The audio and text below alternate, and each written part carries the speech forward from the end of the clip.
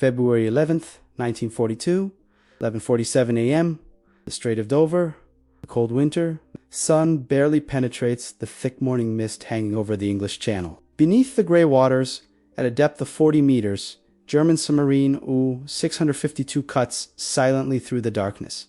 Inside the cramped, oil-stained hull, 23-year-old Oberleutnant Xerxes Heinrich Blickret peers through the periscope, his breath forming small clouds in the frigid air. His hands are steady, but his heart pounds like a war drum. What he sees through that narrow circle of glass will change naval warfare forever, and cement his name in the annals of military history for reasons both celebrated and controversial. Through the periscope's lens, Blickret counts them slowly. 1, 2, 3, 4, 5, 6, 7, 8. 8 Allied merchant vessels, steaming in a tight defensive formation, their hulls riding low in the water, heavy with supplies destined for the British war effort. Convoy AG-53 carrying tanks, ammunition, aviation fuel, and food supplies from Gibraltar to Liverpool. The lifeline of an island nation fighting for survival. Between those ships, an estimated 40,000 tons of war material, enough to supply an entire division for 3 months. Enough to keep the RAF flying for weeks. And standing between all of that and the ocean floor, one man, 6 torpedoes. In 15 minutes, that would be talked about for generations. Blickret had been hunting for 3 days, 3 days of diesel fumes, stale bread, and the constant anxiety of depth charges. 3 days of catamos, with British destroyers that prowled above, like hungry sharks. The crew AVU-652 had been pushed to their limits. Navy's frayed patience exhausted. Some submariners whispered that this patrol would yield nothing, that they'd return to Lorient with empty tubes and empty hands. But Blaise Shorty, a veteran of 9 patrols and holder of the Iron Cross First Class, had a hunter's intuition. He had positioned his boat at the narrowest point of the channel, where geography forced convoys into predictable lanes, where the deep water gave him room to maneuver, and where the morning mist provided nature's own smokescreen. The young commander's hands moved across the attack periscope with practiced precision. He calculated angles, speeds, distances, mathematics of death. The lead ship, a British freighter named SS Ashbury, displaced approximately 8,000 tons. Behind her, in 2 staggered columns, came the others. SS Rothley, SS Empire Attendant, SS Cerinthus, SS Baron Nern, SS Empire Leopard, SS Dagmar, and bringing up the rear, the Norwegian tanker MV Inger Elizabeth, her tanks brimming with aviation fuel. The escort was light, unusually light, just 2 destroyers and 3 corvettes, spread thin across a front that was simply too wide to adequately protect. British Naval Command had made a calculated gamble, prioritizing speed over security, betting that the U-boats wouldn't penetrate this far into the channel. It was a bet they were about to lose catastrophically. At exactly 11:49 a.m., Blickret gave his first order. Rohr Ains, fertig. Torpedo 2-1. Ready. The torpedo mechanic, a 19-year-old from Hamburg named Klaus Zimmermann, confirmed the tube was flooded, the outer door open, the G7E electric torpedo armed and ready. Unlike the earlier compressed air torpedoes, these electric weapons left no telltale wake of bubbles. No white streak across the water to betray their approach. They were silent killers, and in the hands of an expert, absolutely lethal. Loss. Fire. The submarine shuddered slightly as compressed air ejected the first torpedo from its tube. 2,000 pounds of steel and high explosive, accelerating 230 knots, running at a depth of 12 feet. Blickret watched through the periscope, counting seconds in his head.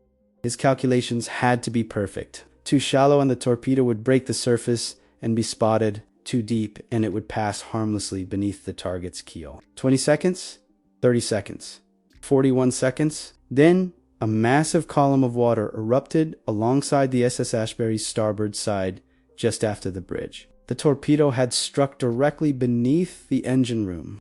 The explosion tore through the ship's internal bulkheads like paper. Within 90 seconds, the Ashbury's stern began to settle into the water, her propellers still turning uselessly as the sea rushed into a ruptured hole. But Blickret didn't wait to admire his handiwork. Before the first explosion had even echoed across the water, he had already barked out his second command.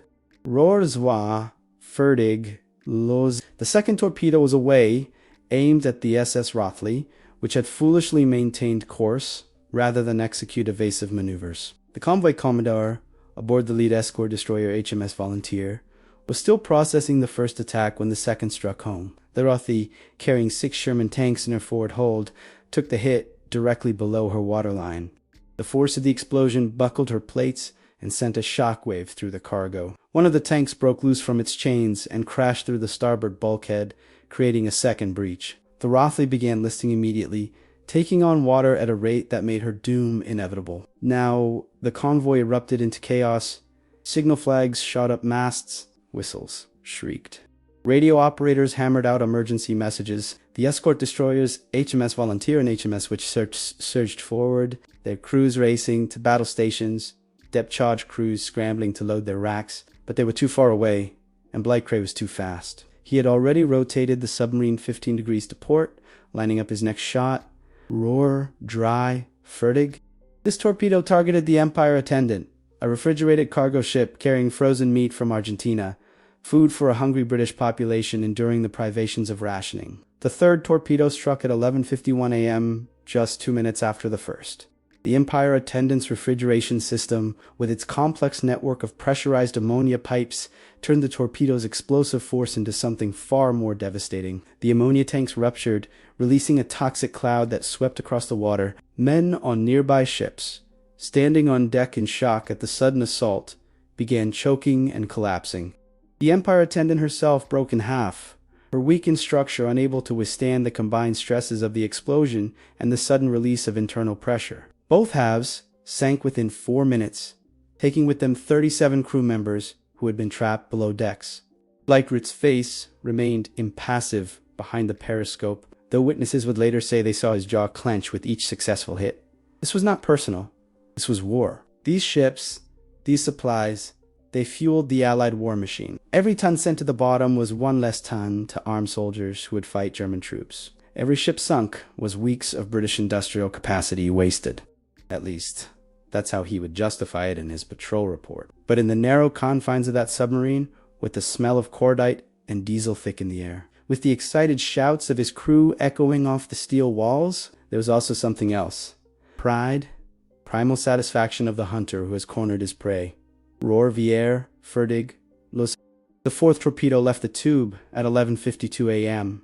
Target SS, a tramp steamer that had been requisitioned for war service. She carried a mixed cargo including small arms, ammunition, artillery shells, and medical supplies. The torpedo struck her amidships, directly in the hold where the ammunition was stored. What happened next would be visible from the English coast, 15 miles away. The Cerinthus didn't just sink. She exploded. The ammunition ignited in a catastrophic sympathetic detonation that sent a fireball 300 feet into the air. The shockwave was so powerful that it shattered windows on the SS Baron Nairn 200 yards away. Metal fragments, some as large as automobiles, rained down across the convoy. One massive piece of the Cerinthus's hull plating, spinning through the air like a playing card, crashed through the bridge of the Dagmar, killing her captain instantly. By now, 4 ships were sinking or sunk. 4 minutes had elapsed. HMS Volunteer had reached attack position and dropped her first pattern of depth charges, but she was firing blind, attacking a ghost. Blightcray had already moved you 65 to 200 meters from his initial firing position, maintaining depth, maintaining silence. The depth charges exploded far behind him, their thunderous detonations causing the submarine's lights to flicker and loose instruments to fall from their mounts. But they posed no danger. The British destroyer captain was hunting where the U-boat had been, not where it was. Blightcray's 5th torpedo was loaded, aimed, fired. The target was the Baron Nairn, a British cargo liner carrying trucks and spare parts. This shot was longer, more difficult, accounting for the target's increasing speed as she finally began evasive maneuvers. But Blightcray had learned his craft from the master himself, Karl Dönitz, the commander of the German U-boat fleet. He understood trigonometry, momentum, the subtle art of leading a moving target. The torpedo tracked true, striking the Baron Nairn in her engine room. The explosion killed the entire engineering crew instantly and left the ship dead in the water, drifting, helpless. She would sink more slowly than the others, taking nearly 20 minutes to slip beneath the waves, giving her crew time to abandon ship. Of the 42 men aboard, 39 would survive, 2 torpedoes remaining, 2 ships still afloat and undamaged. The Empire Leopard and the Norwegian tanker Inger Elizabeth.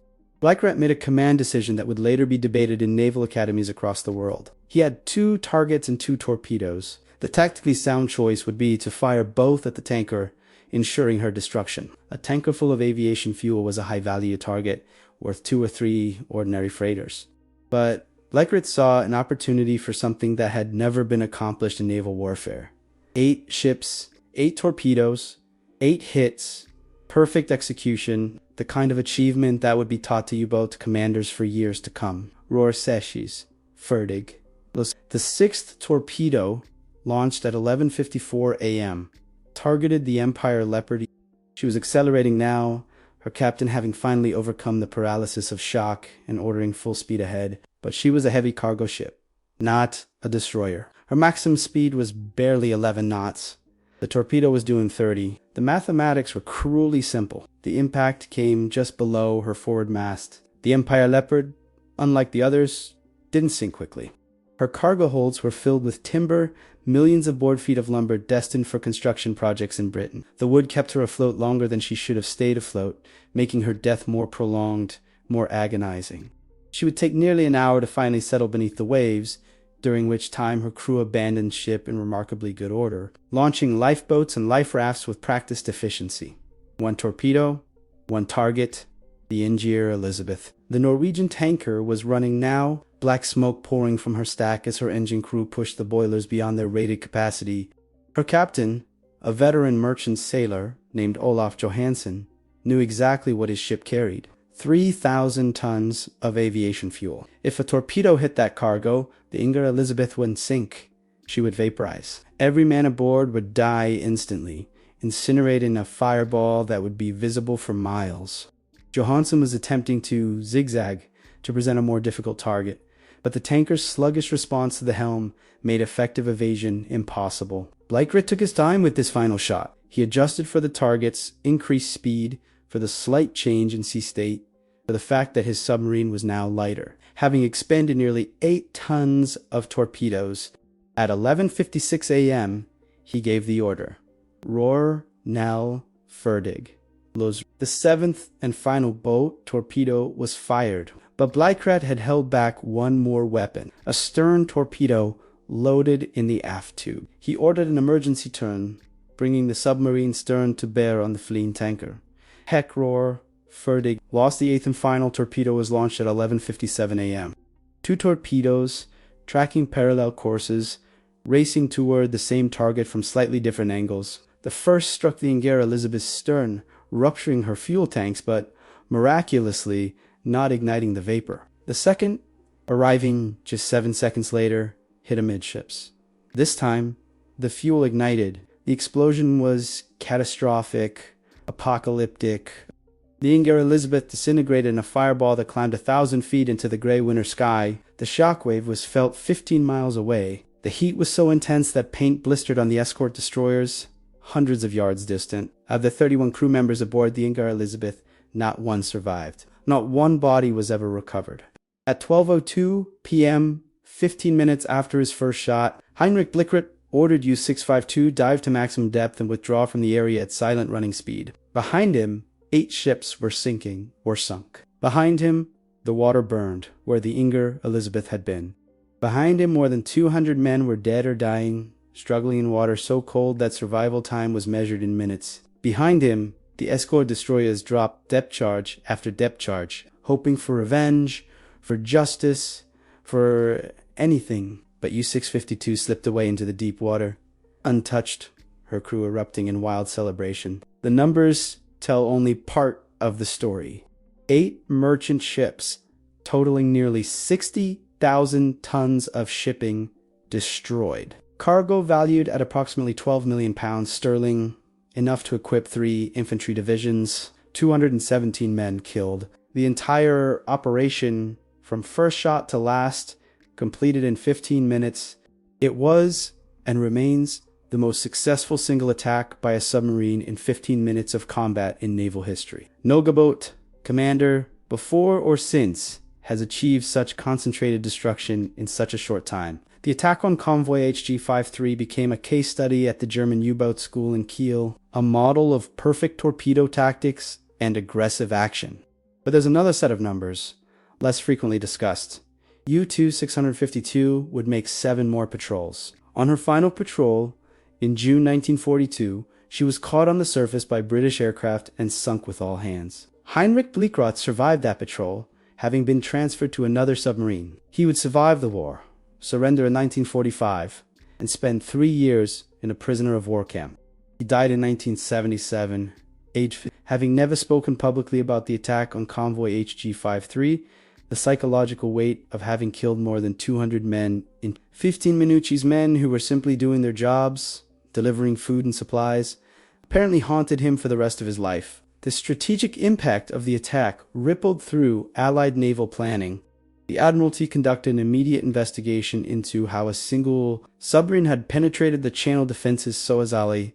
The findings were damning: inadequate escorts, poor training in anti-submarine tactics, failure to implement proper zigzag patterns, overconfidence that led to predictable routing. Within weeks, convoy procedures were completely overhauled. Escort ratios were increased, acoustic detection equipment was improved and more widely distributed.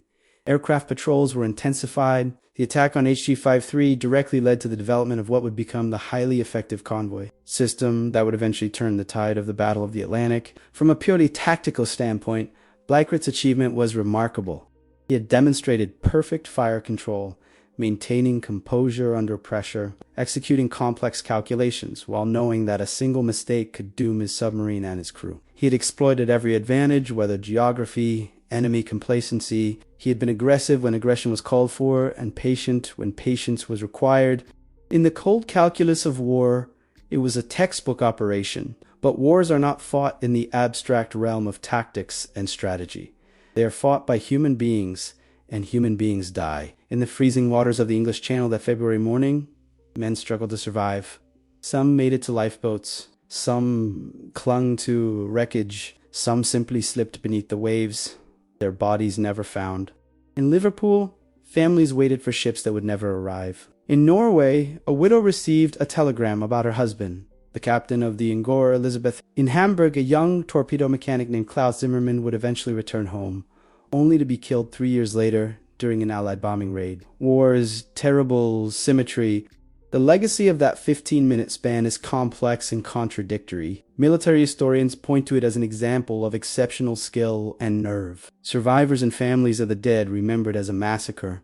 Both perspectives are valid. Both are true. War contains these contradictions, demands that we hold them in our minds simultaneously. Heinrich Blickrath was both a highly skilled naval officer and the man responsible for more than 200 deaths. The attack on convoy HG-53 was both a tactical masterpiece and a human tragedy. Perhaps the most important lesson from that cold February morning in 1942 is this: war rewards efficiency. But efficiency in war means death. The more skilled the warrior, the more effective the weapon, the more devastating the outcome. Blickrath's 15 minutes of perfect execution resulted in 15 minutes of perfect hell for the men on those 8 ships. The same qualities that military organizations celebrate: precision, aggression, mental toughness under pressure are the qualities that enable large-scale killing. Today, the wrecks of those 8 ships rest on the bottom of the English Channel. They are war graves, protected by international law. Divers are forbidden to disturb them. The metal slowly corrodes, eventually to return to the elements from which it came. In another century, they will be gone entirely, leaving nothing but records and memories and cautionary tales. And that, perhaps, is the final truth about those 15 minutes in February 1942. The tactical brilliance fades. The strategic impact is absorbed into the vast sweep of history. But the human cost endures. 217 men who woke up that morning not knowing it was their last day. Families shattered, futures erased, all in the span of time it takes to drink a cup of coffee. History will record that on February 11, 1942, Oberleutnant Heinrich Blickrath and the crew of U-652 achieved the remarkable feat of arms, destroying 8 ships in 15 minutes. History should also record the names of the 217 men who died that day, though space does not permit listing them all here. They were sailors and engineers, cooks and radio operators, young men and old, British and Norwegian and Dutch. They served their countries. They died in service. They deserve to be remembered not just as statistics, but as individuals, as fathers and sons, as husbands and brothers. War makes legends and creates ghosts. The attack on convoy HG-53 did both. And somewhere in the cold, dark depths of the English Channel, 8 ships rest in silence, monuments to both human courage and human tragedy. Reminders that in war, efficiency and horror are often one and the same.